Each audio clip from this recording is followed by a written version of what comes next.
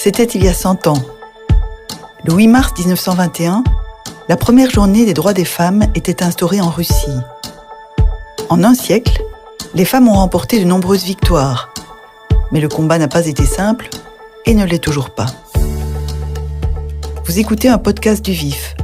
Nous allons y explorer ensemble le parcours des femmes belges qui se sont battues pour conquérir leur liberté.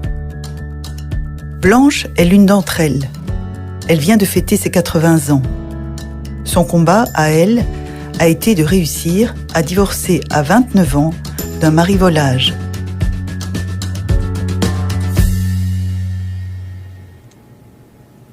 C'était par amour qu'on se mariait. Et on était enceinte, il fallait qu'on se marie. Enfin, voilà. On aurait pu rester sans se marier, mais à ce moment-là, il n'y en avait pas beaucoup qui ne se mariaient pas. Voilà. J'avais mon fils, Didier, puis j'ai eu Jacqueline 18 mois après. Et puis, Jacqueline avait 7 ans quand son papa est parti. Il menait une double vie, il avait quelqu'un. Il était au pompier, il ne rentrait pas souvent. Voilà. C'était pas toujours évident. J'ai entendu des nuits entières à la fenêtre, il ne rentrait pas. Quand il est parti vraiment, j'avais 28 ans.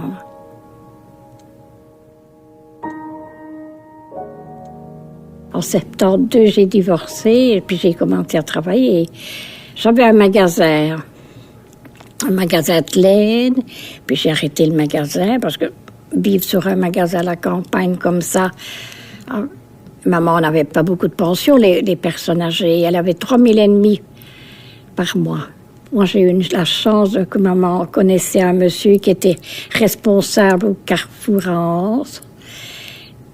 C'était le GB plutôt, et qui était aux cuisines, et c'est comme ça que j'ai pu commencer à travailler.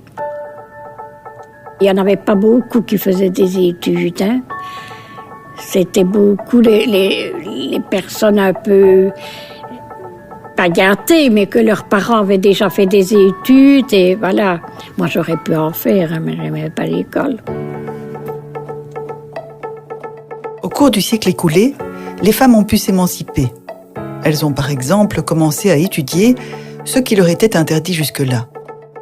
Après les 2 guerres mondiales, elles ont aussi fait leur entrée sur le marché du travail et conquis une indépendance financière. Quant à la religion catholique, à l'impact déterminant sur la vie des femmes, elle a peu à peu perdu de son influence sur leur vie quotidienne. Ces 3 facteurs expliquent comment les femmes ont peu à peu pu gagner leur liberté. Sylvie Losberg, historienne et présidente du Conseil des femmes francophones de Belgique, nous raconte le principal défi de la lutte féminine, s'affranchir du statut de mère. Il y a un siècle, on sortait de la Première Guerre mondiale, donc déjà la question des droits civiques n'était pas à l'ordre du jour, sauf pour les femmes qui étaient veuves de guerre et les femmes qui avaient été emprisonnées par l'ennemi. Donc ce sont les seules qui avaient droit à voter aux élections. Et donc c'est quand même, ça montre quand même que la position des femmes est liée au début du XXe siècle à leur situation maritale. Une femme n'existe que par rapport à son mari. Elle a des droits réduits par rapport au sujet de la société belge, à tous les citoyens belges. Les citoyennes ne sont pas des citoyennes à part entière. Tant qu'elles ne sont pas mariées, elles sont sous l'autorité de leur père. Et puis les femmes adultes qui sont célibataires, elles ont plus de possibilités, notamment au niveau professionnel, puisqu'elles peuvent ouvrir un compte en banque seules, puisqu'elles ne sont pas mariées. Mais il est clair que les femmes non mariées sont questionnées par la société. Que se passe-t-il ? Comment se fait-il qu'elles n'ont pas trouvé chaussures à leurs pieds ? Et puis aussi, surtout, ce sont des femmes qui ne feront pas d'enfants. Et dans cette époque de l'après-guerre, la natalité est une grande préoccupation, hein, donc il faut repeupler le pays, et c'est la raison pour laquelle en 1923 une loi est édictée pour interdire tout moyen contraceptif, quel qu'il soit. Bon, il n'y a pas encore la pilule évidemment, mais enfin il y a quand même d'autres moyens de se prémunir de grossesses non désirées. Et ce que l'on cherche, c'est à faire de toutes les jeunes filles des femmes au foyer qui feront beaucoup d'enfants.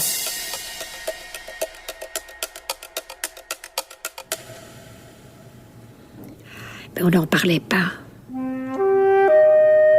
On parlait pas d'avortement. Hein. Celle qu'il faisait, c'était...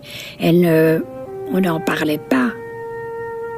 Pour moi, enfin, moi je n'ai jamais entendu parler de quelqu'un qui s'était fait avorter. C'est une fois ma filleule. Mais voilà, on n'en parlait pas du tout. C'était tabou, mais oui. Ah oui, les avortements, c'était... Il y en a qui abandonnaient leurs enfants aussi, hein. Ça, je connais des personnes, bon, très connaissance, qu'elle n'a jamais vu son enfant. Elle s'est accouchée et on lui a pris directement. Et on ne savait même pas qu'elle s'était... On a su qu'elle s'était accouchée, mais on n'a jamais su où l'enfant était, rien du tout. Bon, en 63, on ne vivait pas comme maintenant, hein. Maintenant, la petite jeune fille qui ne prend pas la pilule, ben, c'est pas normal. Mais il y en a beaucoup qui la prenaient, qui ne le disaient pas, hein, dans les femmes. Parce que la femme était là pour avoir des enfants. Hein, il y a beaucoup de personnes qui n'osaient pas la prendre. Mais voilà, moi je l'ai pris.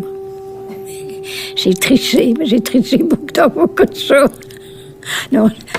Non, j'ai pas triché dans beaucoup de choses, mais je me suis mariée jeune. J'ai eu un gosse, un deuxième, et puis voilà. Je n'avais pas envie d'avoir un troisième. Il faut savoir que lorsque la pilule a été commercialisée en Europe, elle a d'abord été distribuée par les médecins uniquement aux femmes qui avaient 4 enfants.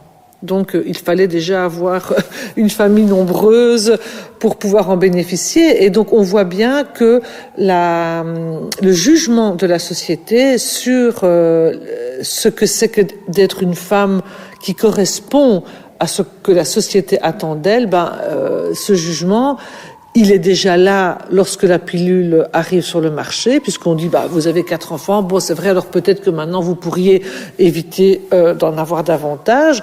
Ce n'était pas rare d'avoir des familles avec 6, 7, 8 enfants et des femmes qui avaient des enfants tous les ans. Hein. Et donc, vous imaginez ce que c'est pour une femme. Bon, moi, je le sais, puisque ma maman, elle a eu des enfants tous les ans, voilà.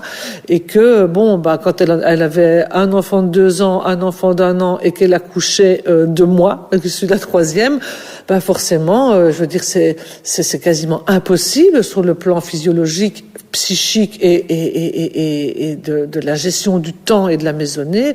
Pour une jeune femme, ma maman, elle a eu son premier enfant à 21 ans, donc à 25 ans, elle avait 4 gosses, et puis voilà. Et donc, qu'est-ce que ça veut dire? Ça veut dire que après, lorsque on a permis aux femmes d'avoir accès aux moyens de contraception, il fallait d'abord sortir de la lecture très pénalisante, parce qu'en fait, qu'est-ce que ça voulait dire? Même dans les années 70, quand on demande à un couple, est-ce que vous êtes pour la pilule? La femme dit, oui, moi je trouve que c'est bien. Et le mari répond très fréquemment, moi je suis contre, parce que si elle a la pilule, elle va peut-être me tromper et aller faire des galipettes avec le voisin. Et donc là, on voit aussi tout le poids du fantasme stéréotypé sur les femmes qui, parce qu'elles ne risqueraient plus d'avoir une grossesse, elles vont tromper leur mari, elles vont être dans une forme de frénésie sexuelle, voilà. Donc, si vous voulez, les législations, elles reflètent aussi, d'une certaine manière, l'état de la conscience collective.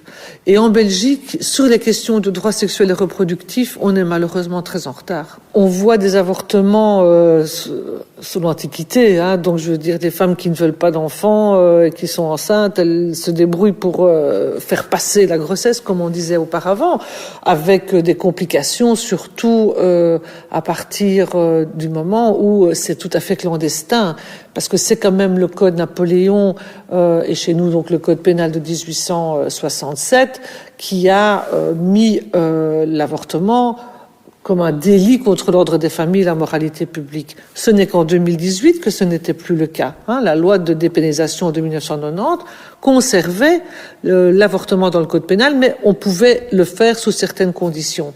En 90, alors qu'on faisait des avortements dans des centres de planning depuis 1975. Donc ça montre aussi, là, ici, complètement un décalage. Mais aujourd'hui, où est-ce qu'on en est?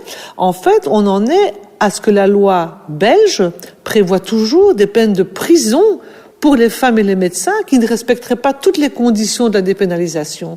Et il est très clair qu'on ne poursuit pas en Belgique. On a poursuivi une fois en 2006 parce que c'était une mineure qui n'avait pas respecté les 6 jours. Enfin bon, mais l'équipe a été relaxée, c'était à Ostende.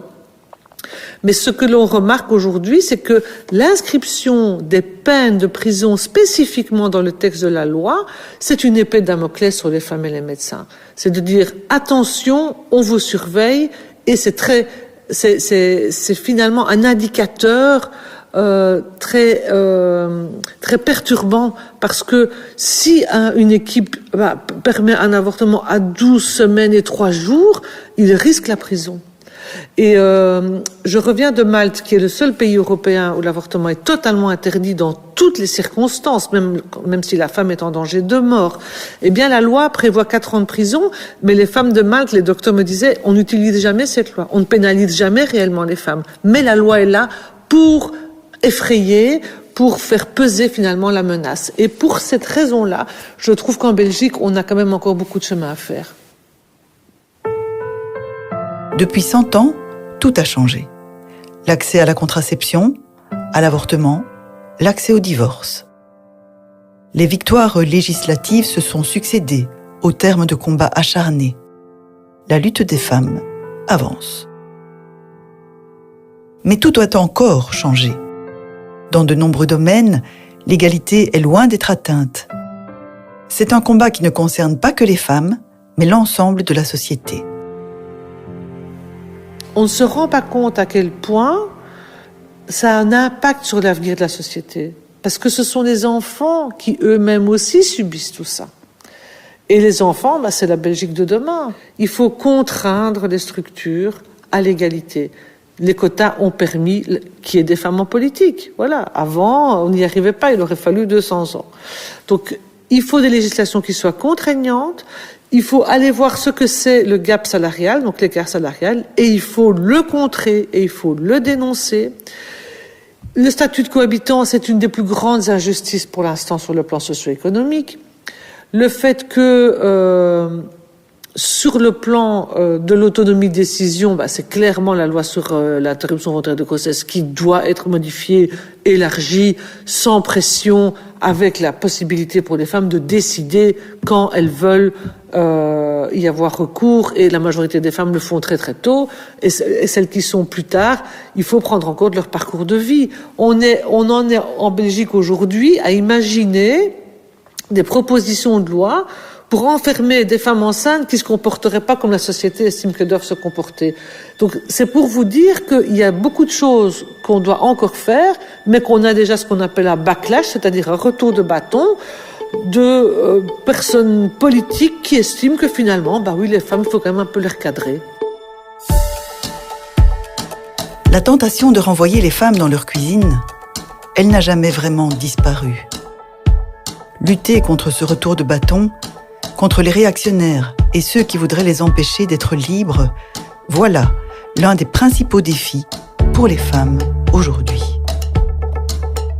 Pour en savoir plus sur les avancées encore à conquérir et sur toutes les victoires remportées déjà au cours du siècle dernier, rendez-vous sur le site du VIF pour lire notre dossier 100 ans sans victoire.